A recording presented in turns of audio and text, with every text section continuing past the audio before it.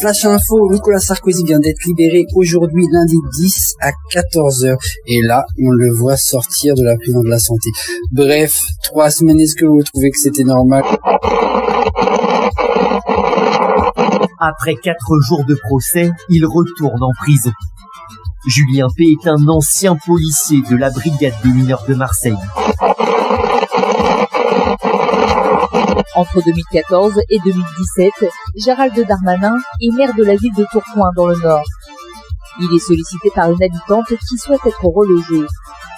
Il lui aurait alors répondu par des avances à caractère sexuel. Ce dont on s'est rendu compte, c'est que les gens ignorent la réalité de ce qui se passe à l'intérieur d'une prison. Un client qui a eu la chance effectivement d'être remis en liberté est venu m'expliquer un certain nombre de choses et notamment la violence qui pullule au sein d'un établissement pénitentiaire. T'es propriétaire et je suis fonctionnaire, alors ta gueule!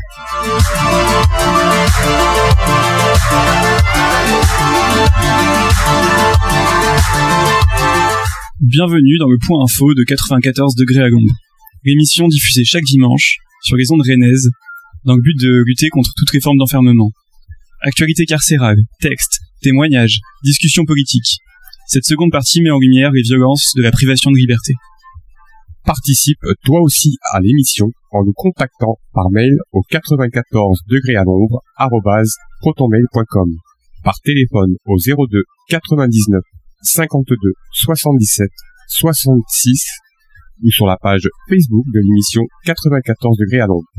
Si tu veux te joindre aux luttes anticarcérales, tu es le bienvenu dans les studios de Canal B, tous les dimanches de midi à 14h. Retrouve ce point info sur les plateformes comme Spotify, YouTube, Deezer et bien plus encore. Et écoute l'intégralité de notre émission sur canalb.fr dans laquelle nous diffusons des dédicaces entre des personnes détenues et leurs proches. Bonne écoute à toutes et à tous. Hey. Bonjour à toutes les personnes qui viennent de débarquer à la radio ou toutes les personnes qui nous écoutent en streaming. Et oui, parce que cette seconde partie d'émission est disponible en streaming partout sur Internet. Faites tourner, bien sûr, faut avoir Internet et c'est pour ça aussi qu'on passe à la radio. C'est pour toutes les personnes qui sont enfermées et qui ont accès qu'à la radio et encore, parce qu'on sait que maintenant les radios c'est hyper compliqué à avoir. Ça coûte de plus en plus cher, il faut des mois d'attente et les ondes elles sont brouillées des fois.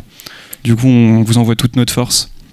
En tout cas, moi c'est Camille, on arrive sur la deuxième partie d'émission. Et moi c'est Oscar, et avec nous on a MC Boxer qui va nous rejoindre tout à l'heure. Il est parti au Intermarché faire les courses. Ouais.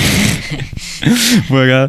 Bon, en tout cas, Oscar, tu voulais nous lire un petit poème qu'on a reçu de la part de Aurélie. Pour introduire ce beau point info. Ouais. Et peut-être on peut se dire de quoi ça va parler au point info. Le point info, donc d'abord on va lire les petits poèmes de Aurélie. Oh, sur une musique douce de Sofiane Pamar. Romantiquement anticarcérale. Ensuite, on va faire un point sur la surpopulation en prison. On va ensuite parler de l'affaire Epstein. Et voilà, c'est super. C'est super, voilà. Et bah, je t'écoute pour ta petite lecture de poème qu'on a reçue. Tu mets une petite musique en fond ? Vas-y, je te mets une petite musique en fond si tu veux, c'est parti. C'est parti. Est-ce que ça va marcher ? Ça prend son temps, l'ordinateur est vieux. Faut pas lui en vouloir. Poème de Aurélie. Quand vient le printemps, je fais de la balançoire. L'herbe chatouille mes pieds. Elle glisse les gouttes d'eau lors d'une plongée sous-marine. Ne me console pas. Compter les moutons avec une tenue de sprint. L'heure d'aller dormir. Nuage gris arrive et déployer mon ombrelle, rayon de soleil. Instant d'un éclair, je suis en maillot de bain. Douceur de mon bain. Sur les bords du lac, un pied dans le pédiluve avec mes brassards. Je saute à cloche-pied, je déploie mon parachute. Chute dans l'escalier. Je sors les poubelles, un petit chat de gouttière, la déchetterie. Il neige dans les Alpes, escalader la montagne, sur ce mur d'enceinte. Plongée sous-marine, activement recherchée, océan Indien. Merci Oscar pour cette douce lecture. Merci à Aurélie de nous avoir écrit les poèmes, de les avoir écrits plutôt. Oui, merci Aurélie. Merci beaucoup. N'hésitez pas à faire comme Aurélie, soit nous envoyer des musiques, soit nous envoyer des poèmes, soit des dédicaces musicales, soit des vocaux. Vous pouvez nous appeler dans la première partie d'émission. Et il y a tout un recueil de poèmes fait par Aurélie, donc n'hésitez pas, si vous voulez l'avoir, on peut vous mettre en contact avec les personnes qui l'écrivent pour que vous le receviez chez vous. En tout cas, pour faire une douce transition, je voulais vous dire que hier, on est quelle journée de dimanche ? Oui, c'était hier matin, au centre de rétention administratif de Rennes, en tout cas de Saint-Jacques, c'est juste à côté, il y a eu un parloir sauvage. Et du coup, on a interviewé une personne qui organise ce parloir sauvage juste ce matin à 11h. Du coup, si vous voulez, on s'écoute ça. Et puis après, on se fait un petit débrief et puis on en parle. Allez, je vous lance ça. Salut. Et merci d'être avec nous aujourd'hui à la radio 94 degrés à l'ombre, l'émission anticarcérale rennaise. Aujourd'hui, on est avec Louise qui vient nous parler du parloir sauvage qui a eu lieu, je crois, vendredi ou samedi. Tu vas pouvoir nous en dire plus. Mais du coup, si tu veux nous expliquer un peu qu'est-ce que tu faisais et qu'est-ce que c'est un parloir sauvage, tout ça, quoi. Ouais, alors donc moi je suis au collectif de soutien aux personnes sans papier de Rennes. Okay. C'est un collectif qui lutte depuis 20 ans, plus de 20 ans maintenant, pour la libre circulation, la libre installation des personnes et pour la régularisation de tous et toutes. Dans le cadre de cette lutte-là, depuis longtemps, le collectif organise des parloirs sauvages au CRA de Rennes, donc le centre de rétention administrative. L'idée des parloirs sauvages, c'est déjà d'aller rendre visite aux retenus, mais de le faire de façon collective et pas individuelle. Donc en fait, on arrive au centre de rétention administrative de Saint-Jacques-de-la-Lande avec nos petits escabeaux et on se met dehors. Alors maintenant, plus le temps a passé, plus il y a eu des grilles d'installer, etc. Mais on arrive quand même encore à apercevoir les gens en montant sur des escabeaux. Et eux, ils sont derrière, ils sont dans les petites courettes qu'il y a autour des espèces de maisons dans lesquelles ils sont retenus. Et voilà, on les interpelle et puis en général, ils sortent peu à peu et on se met à discuter avec eux. Et le but de ce truc-là, c'est leur afficher notre soutien déjà, leur faire savoir qu'il y a des gens dehors qui luttent contre l'existence des CRA et pour leur libération. Et puis, c'est aussi de récolter leurs paroles sur les conditions de rétention, comment ça se passe à l'intérieur, leur situation un peu administrative des fois. Enfin voilà, est-ce que tout le monde est là est-ce qu'il n'y a pas des situations qui sont problématiques, voilà. Et ça, du coup, c'était quand que vous avez fait ça ? Donc là, on l'a fait samedi matin.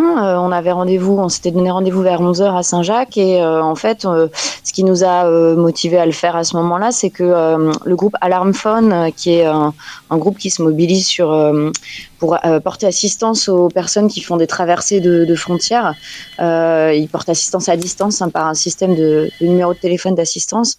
Ils organisent la commémoration depuis plusieurs années. Donc c'est un hommage aux personnes qui meurent en traversant les frontières. Et là, la commémoration, elle avait lieu vendredi soir à Sainte-Anne. Oui, c'est ça. On s'est dit que dans la lignée de cette action-là, on proposait le lendemain un parloir sauvage. C'est trop bien. Et comment on fait pour vous rejoindre ? Comment on fait pour organiser nous aussi des parloirs sauvages ? Comment on fait pour se mobiliser autour des CRA, des centres de rétention administratifs ?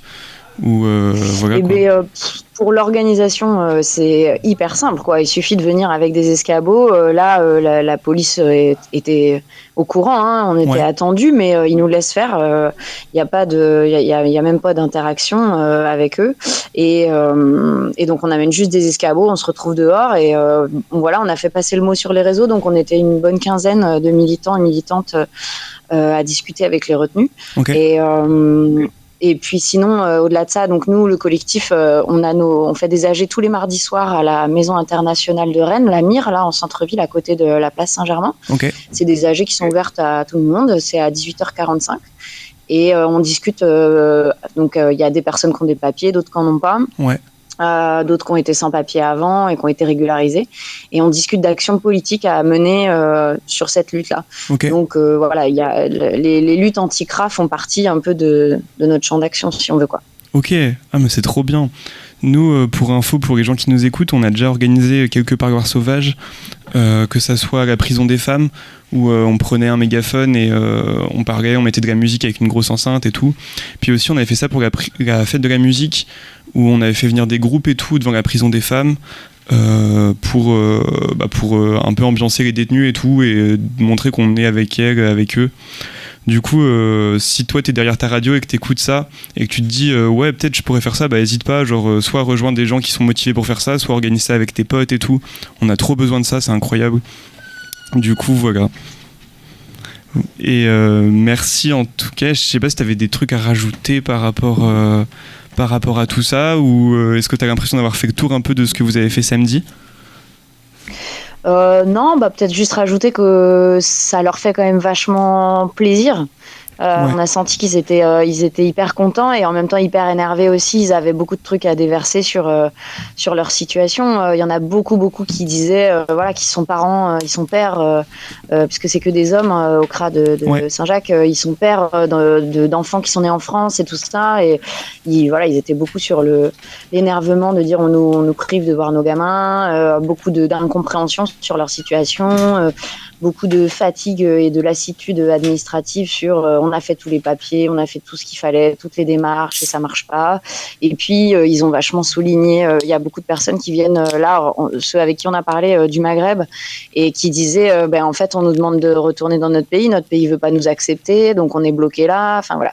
Donc c'est important, je pense, d'entendre tout ce qu'ils ont à dire sur l'absurdité des situations, ne serait-ce qu'administrativement parlant, au-delà du fait qu'on est contre en plus les papiers, les frontières et la rétention, mais c'est une dinguerie, c'est assez impressionnant de voir la frustration et l'absurdité des procédures, quoi. Moi je me baladais hier sur Insta et je sais pas, je regardais je swipais quoi.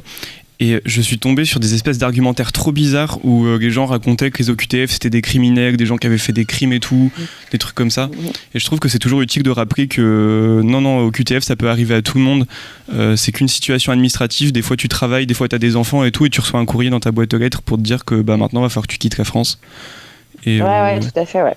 Moi en tout cas je me positionne. Là il y a plein de personnes qui sont là depuis 10, 12, 15 ans, quoi. Et qui se retrouvent au CRA menacés d'expulsion et qui travaillent, comme tu dis, et tout ça, ouais. Et on est d'accord, les CRA, c'est un peu des zones d'attente, c'est ça, on n'y reste pas longtemps. C'est ça, ouais. En général, c'est des zones d'attente avant expulsion. Alors, il y avait une volonté de Retailleau de prolonger la durée de séjour, mais normalement, elle est fixée à 90 jours maximum, il me semble. Ok. Pour l'instant. Waouh, ouais. Et ça va pas en s'arrangeant tout ça, malheureusement. Non. Ouais. Bon en tout cas, nous on a un temps d'antenne limité, du coup, je pense que déjà c'est trop cool que tu nous aies rejoints pour cet appel et qu'on ait pu parler de tout ça. Si t'as envie de revenir, n'hésite pas. Et puis même vous qui êtes derrière votre poste de radio, n'hésitez pas à faire pareil, à nous appeler pour nous raconter vos événements, nous raconter votre vie, votre galère avec l'enfermement, tout ça. Et je sais pas si Louise t'avais des trucs à rajouter ou si voilà quoi, tout ça. Non, merci à vous de vous intéresser à ces actions-là, c'est clair que c'est important. Ok, trop bien. Et merci beaucoup et puis du coup à bientôt, j'espère. Ouais, ça marche, à bientôt. Salut, à plus. Voilà, donc c'était notre petit appel avec Louise ce matin. Merci encore Louise d'avoir raconté tout ça. Ouais, voilà. Et moi je vous propose qu'on passe au prochain sujet. Moi j'ai trouvé un petit audio sur Instagram parce que souvent on nous demande ce que c'est l'anticarcéralisme. Du coup anticarcéralisme ça vient de anticarcéral, donc contre toutes les formes de prison.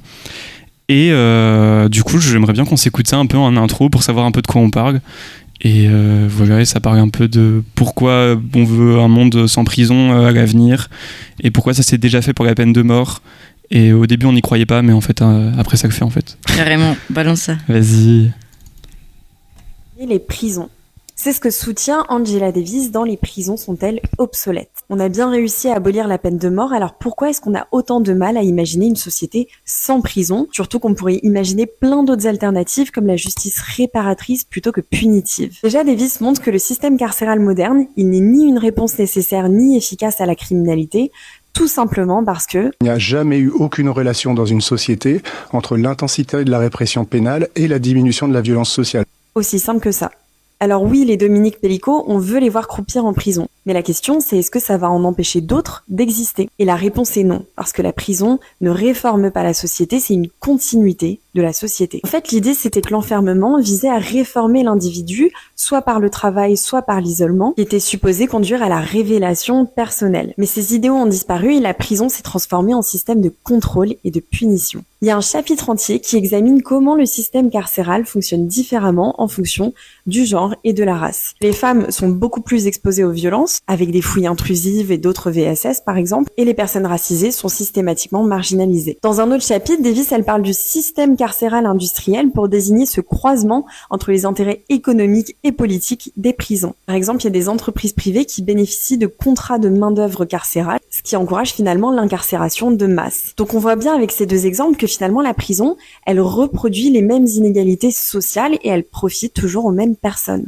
Alors évidemment, elle propose des alternatives abolitionnistes au système carcéral, comme la justice réparatrice. Ça, c'est un modèle de justice qui va s'intéresser au tort qui a été causé, dans lequel on va mettre au centre la victime, donc reconnaître sa parole et ses besoins, l'auteuriste du tort en se concentrant sur sa responsabilité et pas seulement la culpabilité, et puis aussi la communauté qui a été impactée par ce qui s'est passé. Davis met aussi en avant des alternatives sociales, éducation, santé, logement, en suggérant d'investir dans des structures qui s'attaquent aux causes sociales de la criminalité plutôt qu'à ses symptômes. En tout cas, la philosophie abolitionniste carcérale remet en question notre système de justice qui est entièrement centré autour de l'idée de prison. La prison n'est pas une réponse nécessaire au crime et la rendre obsolète comme l'esclavage et la peine capitale, c'est à la fois possible et souhaitable pour une société plus juste.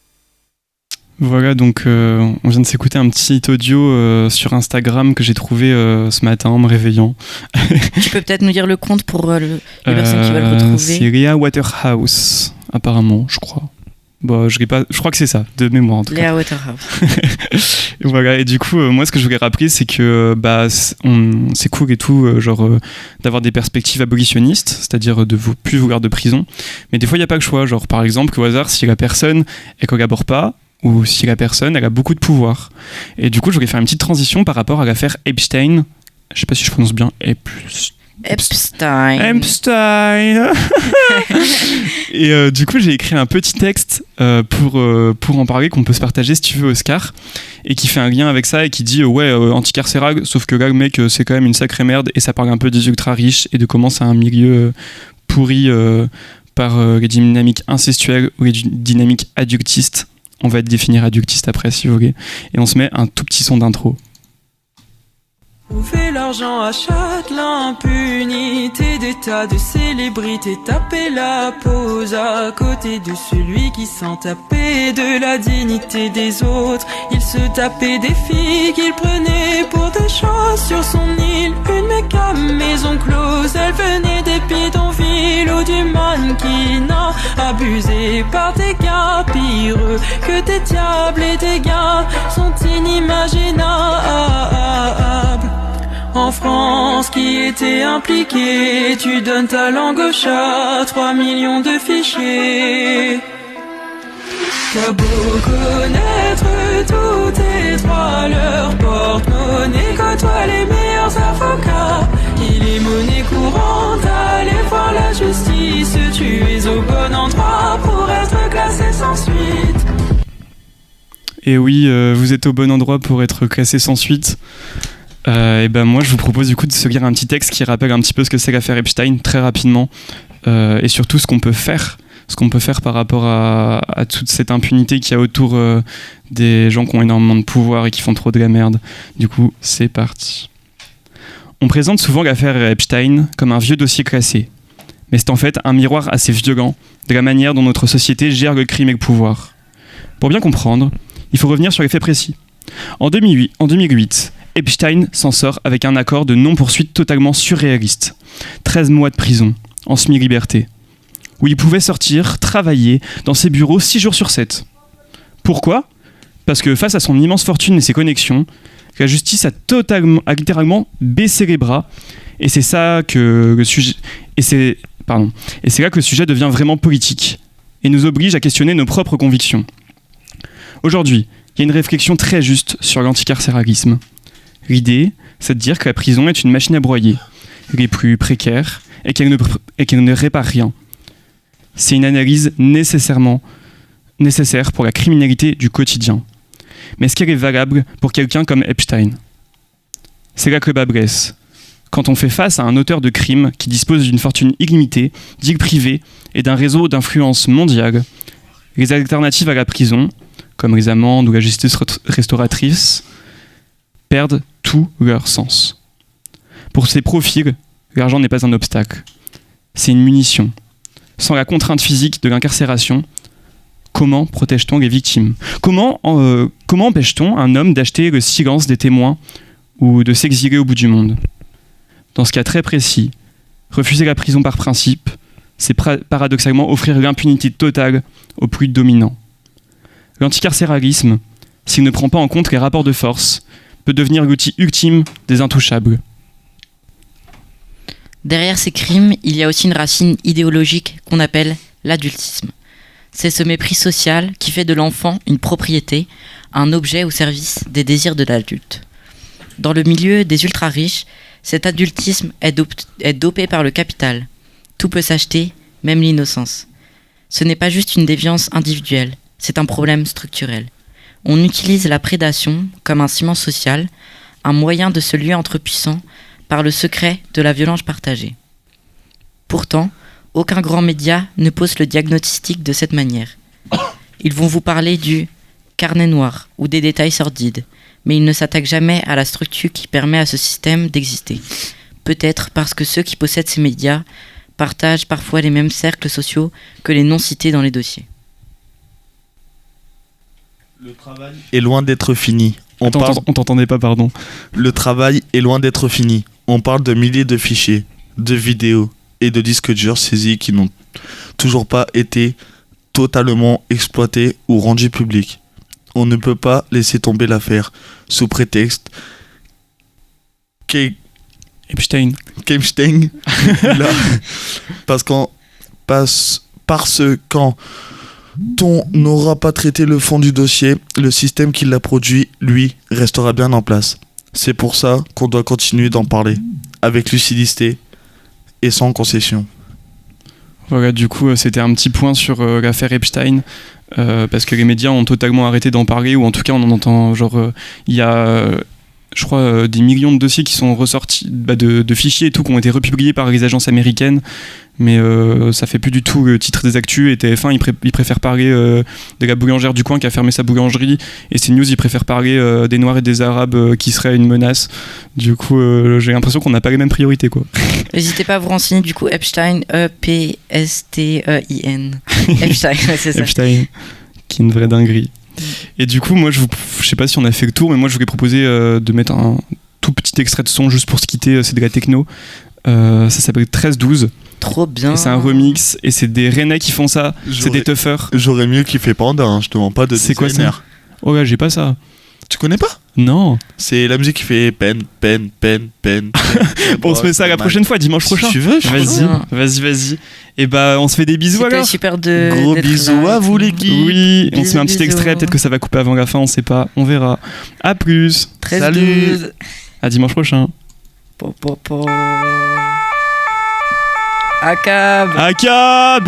Ça passe. Ils se plaignent qu'on contre-attaque. On va reposer des questions, des caisses bien pleines qui font du son. Et ils distribuent les amendes comme si c'était du pain. Ils bloquent, on rentre, c'est triste, ça me rend fou. Des kilos, c'est plus dangereux que des tonnes d'armes. Ils ne possèdent aucune valeur, ah ouais, c'est bien des gendarmes. L'été approche, je peux porter des lunettes pour le soleil, pas pour me protéger des gaz quand soit au lever de la nuit. Force aux insoumis, force à planète zéro, force à orbite et à tous les saints. Force à nos tuffers, la free n'est jamais finie. 13-12, les Porsche les détestent tous. Entre les saisies et les bavures, tuffers enfile ta blouse. 13-12, ils nous traitent comme des terroristes. On fait rien de mal, c'est vos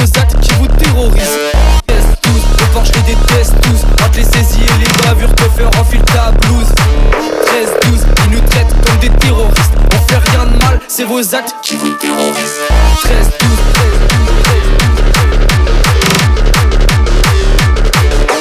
12, 13. C'est vos actes qui vous terrorisent. 13, 12, 13, 13, 12, 13.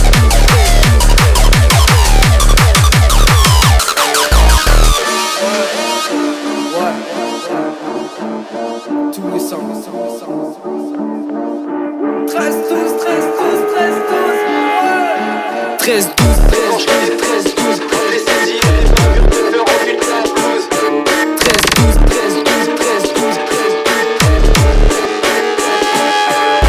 12, 13, 12, 13, 12. C'est vos sacs qui vous terrorisent. 13, 12, 13, 12, 13, 12. 13, répanche-les des 13, 12. Entre les saisies et les bavures te feront vite la blouse. 13, 12, ils nous traitent comme des terroristes. On fait rien de mal, c'est vos sacs qui vous terrorisent. 13, 12, 13, force à planète zéro, force à orbite et à tous les sangs. Force à nos teufeurs, la free n'est jamais finie. Allez, allez. 13,